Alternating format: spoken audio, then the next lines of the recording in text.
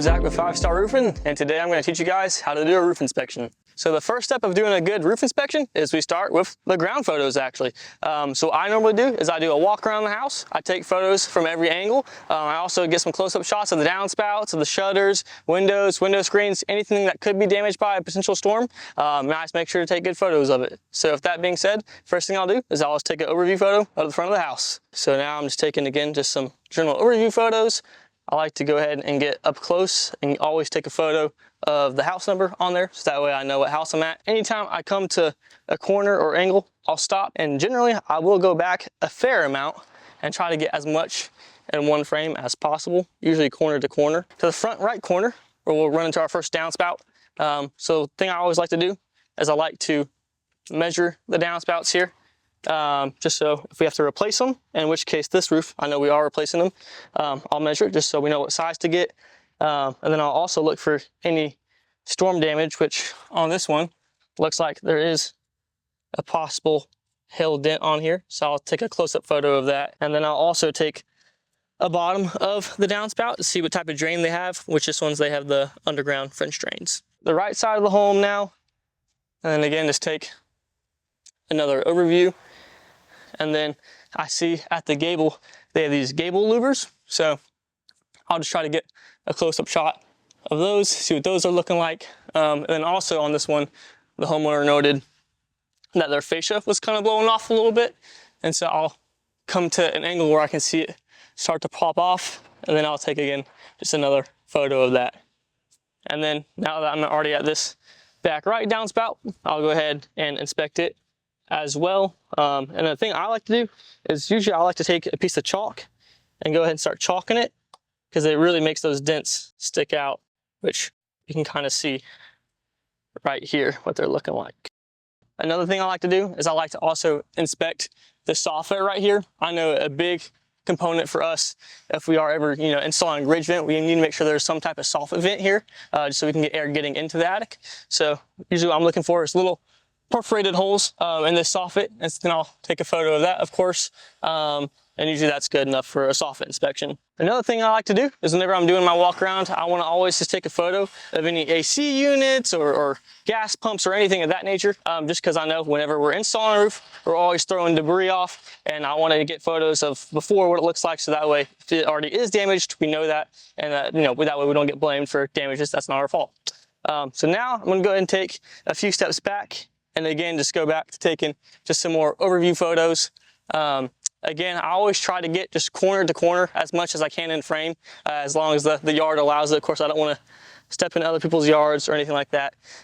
Another good reason why we take these overview photos is because I know just for ordering materials for our project manager, Randy, for his sake, it's a lot easier if he can see all the vents in one photo. So that way he's not trying to filter through 10 different photos to count how many vents there are. So I always try to do that as well. And then now I'm just going to move to the back left of the house. And again, just take another just good overview photo and get each side in there. And then I'm going to come up to this downspout and inspect this one and see if I see any dents on this at all, which this one actually looks to be pretty clean. Well, actually, maybe I felt one dent. Let's see if the chalk will show it. Yep, shows it right there. And then I'll take a photo of it. So, alrighty. And then again, now moving to the actual left side of the home. Again, I'll just take some steps back, and then I'll just take a nice good overview photo. Again, trying to get each corner in there. And I also like to take just photos if I ever see any electrical lines like this at all coming up to the house. Just take a photo of it, just so, again, we know that there is electrical lines running to the house near the roof. And then also in this case, he has some holes in some of his soffit. So I'll take just a photo of those holes right there. Just again, so we have it. So that way, if we're doing the install, he won't ever think that it's our fault when maybe it wasn't, or maybe it is. It protects both us and the homeowner. So, and then again, I'll check this next downspout in front of me, which looks like there is some dents on here as well. So I'll take a photo of that. And then I'll go ahead and move to the front left side of the home so I can get my overview photo.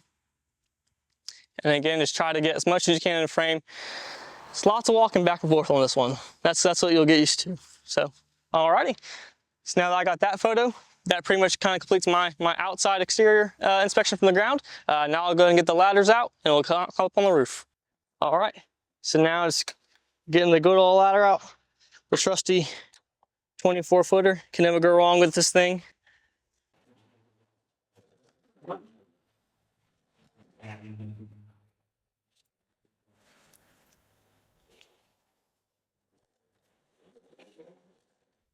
All right, and now let's go ahead and put it by the house.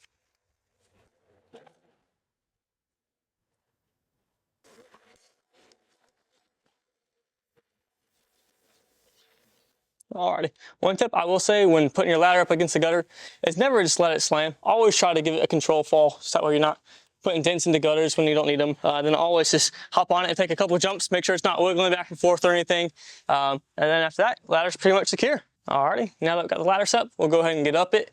And the first thing I always like to do before I get off the ladder is I want to see what's underneath these shingles. A lot of times we'll have either drip edge or no drip edge on these underneath the shingle on the eave.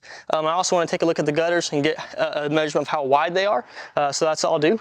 So again, first step is I'll look underneath the shingles and see if there's drip edge, which on this one right here, we can see that they got this brown drip edge right there. So I'll take a photo of that. And I also like to see how many layers of shingles there are. I know a lot of times it'll look like there are 2 layers of shingles when really there's 1, and this is why right here. So basically, this is your shingle right here, of course, and this is your starter strip is what it is. So it's meant to be there, and it kind of gives it the appearance of 2 layers, but actually it's just 1. So this goes underneath the shingles on the edges. So you got your starter strip, and then you got your actual shingles. And then the next thing I like to do is, again, just take a measurement of how wide this gutter is, because we want to, again, see how wide it is. So we know if it's either a 5-inch or 6-inch, which in this case, it is showing up a 5-inch. And then I'll also, while I'm up here, I'll just look at the gutters and see if I see any dents on the tops at all, which I actually do see one on my right side. I'll see if the chalk can maybe make it show up in the camera a bit better. I don't know if you're able to pick that up, but right there. So that right there is some evidence of hail damage. So again, I'll go ahead and take a photo of that right now. All right, so now that we're actually on the roof, the first thing I like to do is I like to just get to the middle as much as possible. And then again, I'll pull out my camera and I'll pretty much just in a 360 motion, just go around and just take overview photos. It's pretty much just going all the way across again. I do this so that way we can get some good photos of each slope, as well as kind of see where things are at on the roof. Yeah, so not too complicated at all. And then once I have my 360 photos, then I'm going to go ahead and inspect all the vents to see if I see any dents on those at all or any holes in anything. So yeah, you want to come in and follow me. So this first vent we have right here, it's called a power attic fan. And the way you can tell is because it's got this big circular cover on it. And the reason that is because it has a motor inside of it that basically has a fan in there. So whenever the attic gets a certain temperature or a certain humidity, that fan will kick on and then it will help get air out of the attic. So the first thing I like to do, again, is just take another overview photo of this, a close-up photo of it. And even on this one, we can see right here where there's some cracks in this plastic, which to me, it looks like it could possibly be from hail. So I'll go ahead and take some photos of that. And then even kind of moving along to this underside of it right here, you can see that there are some light colored spots on this kind of all around. So these are actually called spatter marks, basically where hail looks like hit this vent and then oxidized or took off some dirt, leaving these white colored spots on there. So I'll take a photo of that. It's usually a pretty good indicator that hail's been through this area. These are called pipe boots, are what these are called. So a lot of times these are connected to bathroom vents. And so the only thing that we really worry about is this rubber collar that goes around this pipe right here. What I like to always check, I always like to check to see this rubber, make sure it's still in good shape, it's not cracked at all or dry rotted, because usually after 10 years you'll start to see that happen. I also like to see on the bottoms of these, they have a date printed on them, and usually that date will tell you when it was made, and then from there you're able to kind of discern when the roof was actually put on. In this case, however, that's not going to help us, because I know the homeowner said that he got these replaced earlier this year, so these are only a year old, whereas the roof, it looks to be at least 15 years old. And so again, just take some close-ups of those vents, and then after we got that, then we'll go ahead and start with our storm damage inspection. All right, so the first step when finding storm damage is we need to identify what we're looking for. So the only type of storm damage that's really going to affect the roof is either hail damage or wind damage, or if a tree limb hits it. So again, in this case, we have lots of evidence for hail, with there being dents on the gutters, dents on the downspouts, holes in this power attic fan cover. So the first step I like to do when looking for any hail is I like to draw a 10 by 10 square. And the reason I do this is that's because this is what insurance adjusters do as well. They usually will mark off a 10 by 10 area, and instead of inspecting the whole roof for any storm damage and trying to count how many hail hits there are, they just do a little 10 by 10 square and count how many hail hits are within that 10 by 10 area to kind of get how many hail hits are on that total slope. A little helpful tip that I learned a long time ago, most insurance companies, they look to find anywhere between 7 and 10 hail hits. And if they can find 7 and 10, usually that's enough for them to go ahead and buy that slope. So there's no need circling 20 or 25, unless you just want to work extra hard, you know, then go for it. But usually 7 to 10 hail hits will suffice. So I'll go ahead and start circling some of these right now that I'm seeing. And just so you know, the way that I do my marking is I always put a little tally mark, either going down or up or right or left. And this is to indicate what side the damage is on. So if it's going down, it's on the back. If the tally is going up, it's on the front of the roof. If it's going left, it's on the left side. If it's going right, it's on the right side. So that way, again, we know where the damage is located. So now, again, I'll just kind of go around within this 10 by 10 area and just start circling a bunch of spots that, to me, look like hail damage. And again, usually just try to find anywhere between 7 and 10 hail hits within a 10 by 10 area. I know another helpful tip that I learned when looking for any storm damage, especially hail, sometimes the color of the shingle can make it a little difficult. So it's not a bad idea to maybe try to get your shadow in some of them, and it can make them kind of stand out a little bit more and kind of help you see if those granules are missing or not. Another thing you're seeing me do is I'm putting my finger on these hail hits. And the reason I'm doing that is because whenever a hail hits a shingle, it'll actually crack the asphalt layer on that shingle, and it makes it squishy, kind of like pressing on a bruised apple.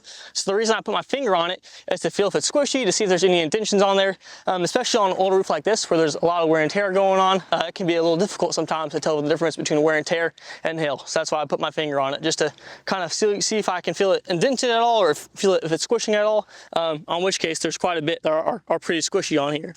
So let's see. So now I'm at 1, 2, 3, 4, 5, 6, 7, 8. So if I can get 10, I will, just because it doesn't hurt to get, you know, a few extra. So that's what I'll do in this case. I'll go ahead and just get an extra 10 or extra 2 more so I can get 10 in here. And then that will wrap it up for this back slope. And the way I like to wrap things up on each side is I'll go to the top of this test square and I'll write the direction of the slope.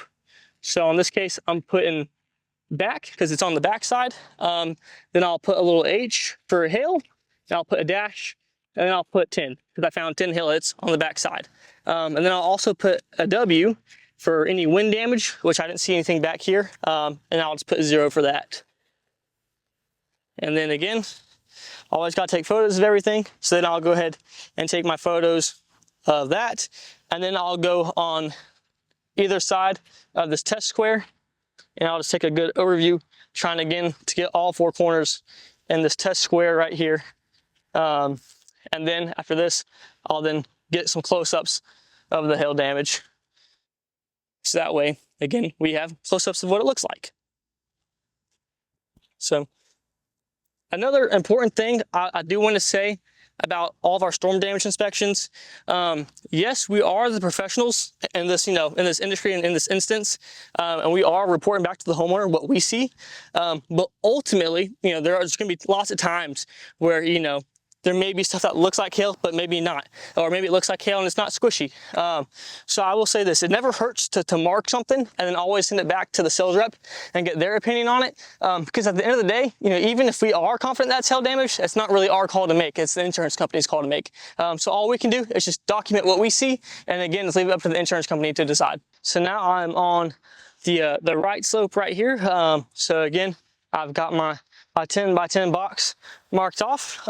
So I'll go ahead and start circling some of these hail hits. And because I have 10 on the front and the back already, I can be a little more lenient on this slope right here, meaning I don't need to find as much damage just because it's already so evident on the majority of the roof that if they were to go cover for the front and back, they would probably go ahead and cover for this slope as well, especially with just how this front and this right side tie into each other with the valleys being weaved where they interlace over top of each other. So if we were to replace the front, that right slope would undoubtedly be affected as well. I got all my test squares marked up. I already went ahead and took some more overview photos. So last thing I like to do before I get off the roof is again just kind of go through a mental checklist, make sure I got photos of everything that I need. And while I was doing that, I realized I never grabbed a photo of this ridge joint right here. So I'll just grab just a couple quick photos of that. Again, just showing that they have ridge joint going along the entire main ridge. And that pretty much wraps up our roof inspection.